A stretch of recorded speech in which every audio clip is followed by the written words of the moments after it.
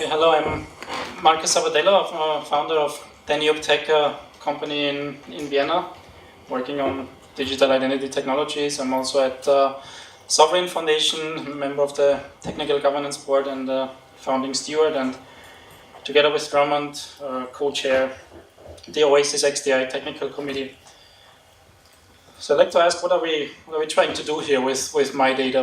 What is this about? Here's a quote from the MyData Nordic model paper: transform the current organization-centric system to a human-centric system. I think as a community, MyData community, I think we're at a point where we're really trying to realize, or beginning to realize, that we're working on something big, something important. We are not trying to eliminate passwords. We're not trying to make login a little bit easier and more convenient. We're not only these things. We're not only trying to reduce fraud or improve privacy, but we're at a point where we're trying to reimagine how things should work, how data and identity should work. And we're realizing two things, I think. We're realizing that the technologies we're using and the technologies and the architectures that we want to build should mirror and reflect the societies and the objectives that we want to achieve, right? We don't want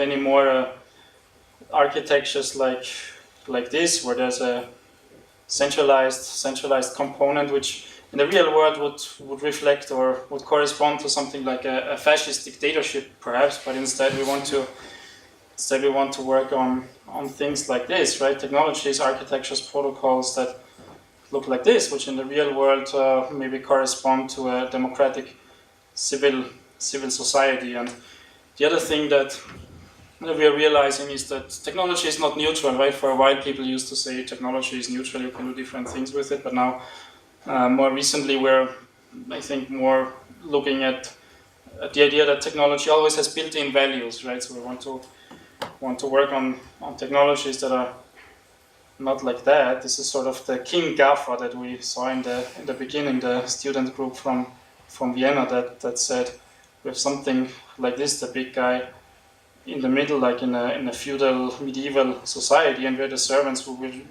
receive some benefits but are completely dependent. Instead, we want to move to architectures and technologies that start with me, this idea of the Enlightenment. We often quote René Descartes, I think, therefore I am. Identity starts with myself, and everything else then derives from that or connects to me. So that's the point I quickly wanted to make, the relationship between the technologies and the architectures that we are building and the real world ideals and values that we want to achieve. So that brings me to XDI, Extensible Data Interchange. It's a protocol designed for decentralized identity, for modeling identity and interactions based on how identity and interactions work in the real world. So what are the building blocks? The first, and this is what Drummond talked about, right? The atomic building block. That's what he had on his slide. Identifiers. If I want to have any kind of communication or exchange or relationships, then I need to be able to refer to things, whether it's an individual or a company or a thing. We need identifiers, and in XDI we use DIDs. So DIDs, we cannot have self-sovereign or sovereign identity system if we don't have sovereign, self-sovereign decentralized identifiers, sort of as the backbone, as the basic atomic building block for identifying individuals or organizations or things. In XDI, there's a little bit more to that. So in XDI, there's also some syntax or some semantics in the identifiers. For example, we use an equals symbol to identify an individual. We use a plus symbol to identify an organization. We use a star symbol to identify things. We sometimes use something like an exclamation mark to say that the identifier is persistent, right? The IDs are persistent, resolvable, and cryptographically verifiable identifiers, and in XDI we reflected in the syntax a little bit, as opposed, for example, to reassignable human identifiers, right? So I can also be identified with something like a name equals Markus. That's possible in XDI too, but there's a little bit of syntax beyond just the DIDs themselves. In XDI, for identification, there's also something that allows relative or local identification. Our host Antti is not the only Antti in Finland. I've heard there are quite a lot of Anttis in Finland. So if this is me, and I'm identified, let's say with Markus, and this is Drummond, then I could identify one person as Antti, and again there's some syntax, a tilde,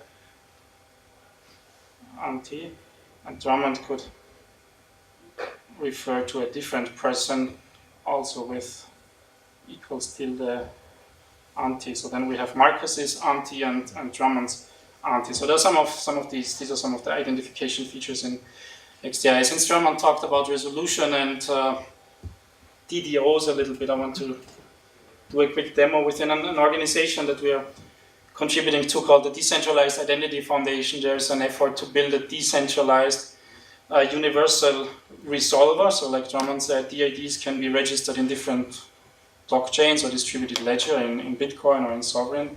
So we're working on a component called the universal resolver that allows me to resolve and identify no matter where it is registered. So here you can see there's a Bitcoin BTCR method, DID, which looks like this, and I can make a simple call to a resolver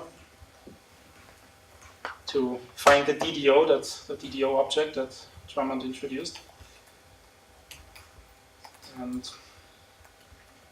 it calls the resolver looks up the DDO from the Bitcoin blockchain, and you can see some of the contents that Drummond talked about, including the XDI endpoint. So this is how I can start interacting using XDI with this identity. I can try exactly the same thing, but with the DID registered on Sovereign, and again I will get a DDO with an XDI endpoint. So that's the idea, being able to identify things and register the identifiers in different ways, but having a unified interface to that. So now that we have identifiers, what's next? So we need, for a decentralized identity system, a way to describe things, a way to talk about things, to talk about identity and what it is. But identity is complicated, right?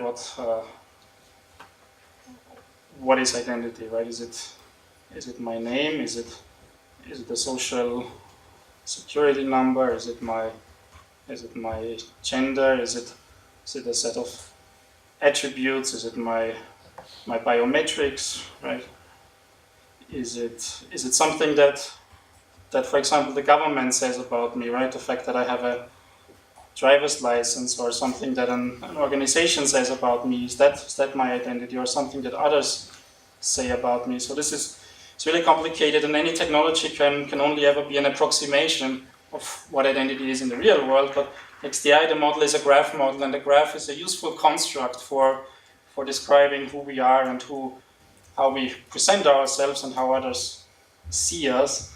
So we have an XDI graph model where I'm represented as a node, and attributes such as my name and address are also represented as nodes, which can have more nodes attached.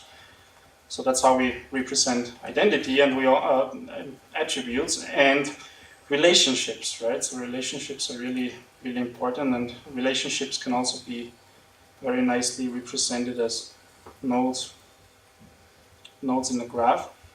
And XDI has a third feature in the graph model. It has a feature called context. That means if I interact with one company, for example, this company could model my identity again as a graph. This is me at the context of one company, and this is me in the context of a different company or organization, and these could be different graphs. So depending who views me or who tries to look at me, they may see different information. And this is kind of also how you can model verifiable claims, right? A verifiable claim is something that somebody else says about me. So if if here in my graph I say that I'm a brain surgeon, then it's a little bit different than if this is, for example, the University of Helsinki, and they say in this graph here that I'm a brain surgeon, then that's more trustworthy. That's a verifiable claim from a trusted source rather than just saying it myself about me. So that's a little bit about the data model, and let's talk a little bit more about relationships. Relationships are super important for identity. Without relationships, you cannot have communication, you cannot have data sharing, you cannot have messaging, and also the self-sovereign idea of the Enlightenment, René Descartes, I think, therefore I am. That's a very Western notion, right? If, for example, you look at the Kenyan Ubuntu philosophy, then what does Ubuntu mean? Anyone knows the translation of Ubuntu?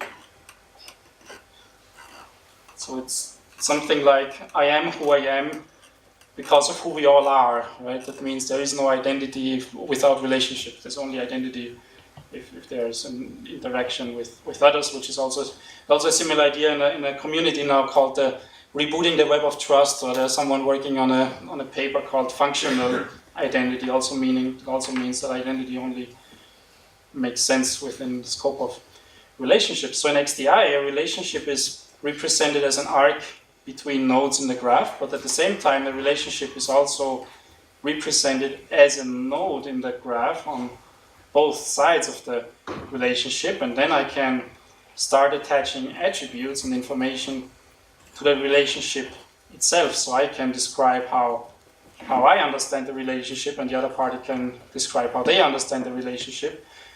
And within that, I can have something called a link contract. It's a fundamental concept in XDI. That's where I describe permissions. What can someone do within the relationship? What kind of information can they access, and what can they send?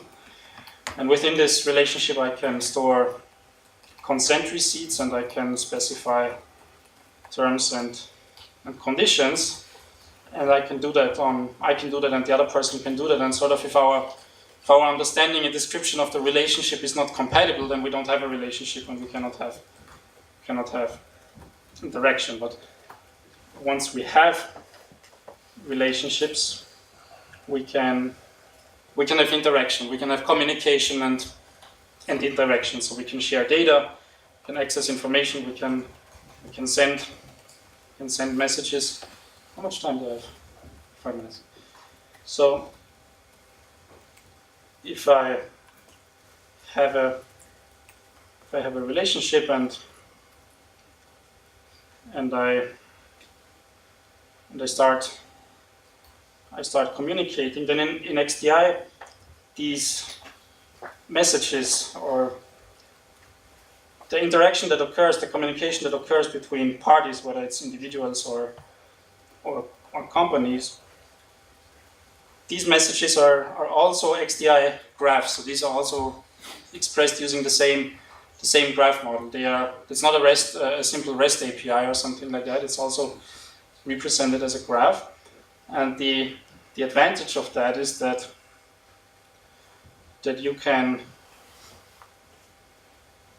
identify everything about my identity on my side and everything about the identity on the other side of the relationship, and you can identify everything in the message. And the message can reference things in information. It gets a little bit complicated, I understand, but the message can reference parts of my identity, the sender's identity, and the message can reference parts of the recipient's identity. And then, for example, I can say that I will accept a certain message. Somebody can read part of my data or send me some kind of information if certain conditions about their own identity are fulfilled. So if somebody can show, using something like a verifiable claim, that let's say they are a member of Helsinki University, maybe if they can prove that, then they can read my physical address, or then they can communicate.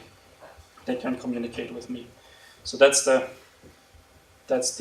advantage of having messages, and all communication and all data modeled as a graph, because everything can reference each other. I will just say one more thing, which is a little bit related to Tangle and the first presentation, which is that XDI is sometimes called the assembly language of identity, because the data on all sides and the messages themselves are represented using this graph model. So it's a very low-level interface, a little bit like the assembly language. But at the same time, it's also a little bit like a TCP of identity, because the messages that are being exchanged, the messages that are being exchanged are exchanged between identities and identifiers, and not strictly speaking between network endpoints. So I could have something like a routing table or something like TCP IP routing if I have a few devices. For example, this is my iPhone and this is my laptop, and someone sends me a message, but the actual data or the actual information that they want to reach or they want to communicate with is here on my device, which is also part of the graph. Then the message goes here. Then it can be automatically routed to the destination, right? Because through routing tables and the link contracts and the relationships, they describe how the actual destination can be reached and where the information can be found. So it's very low level assembly language and TCP IP of identity. And so to summarize, it's a protocol and technology for describing decentralized identity, the way it's supposed to work in the real world. Thank you.